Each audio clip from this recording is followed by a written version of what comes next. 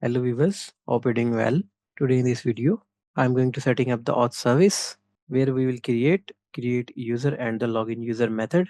So let's get started. Before creating the methods, let me open here the .env file. Inside this, I'm going to add the key for the JWT secret. As you can see, the key that we have JWT_secret, and this is the key. I will add the secret key in the video description. Now after that, I'm going to copy the code from the common.js file. Let me add inside the auth service. As you can see the imports that we have, bcrypt and the user. After the imports, we have a method with the name create user. Inside the argument of this, it will get the user data object. So we have to extract email, password, first name and the last name from the user data.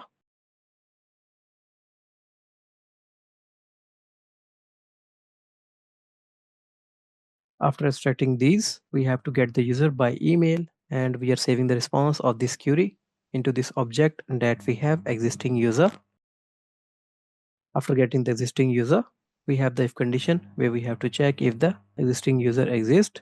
Then we have to throw here the error with the error message user already exists. If the user by email is not exist, then we have to create a new user. As you can see the line that will use to convert the password in the form of a hash. After that, we are creating the object of the new user where we have to set email, first name, last name, role that we have customer. At the last, we have to set here the password, and we are saving here the response of this object into this variable that we have user. We have to call here the query that is a save to create the new user. After that, we have to return here the user.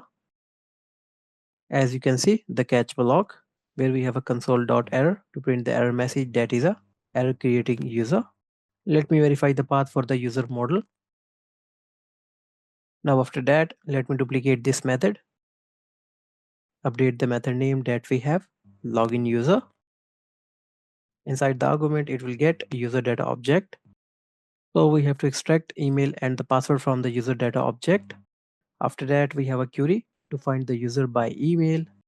If the user not found, then we have to throw here the error with the message user not exist. If the user found, then we have to compare the password. So let me call here the method from the bcrypt that we have compare. Inside the argument of this, we have to pass here the passwords. The first password that will be a from credentials.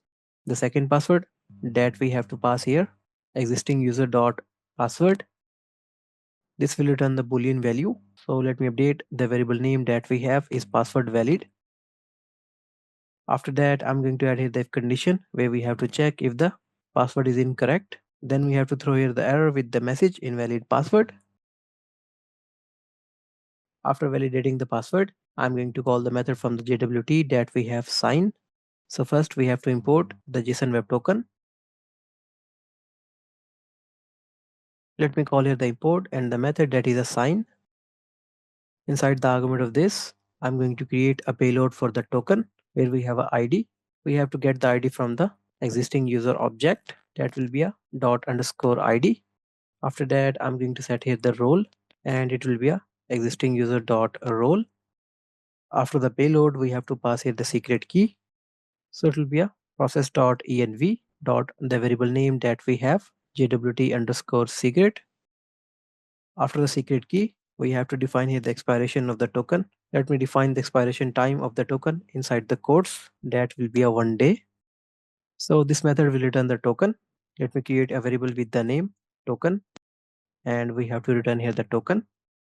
After creating these methods, I'm going to export these. Here first we have a create user. Second we have a login user. Now you can take a look of the auth service.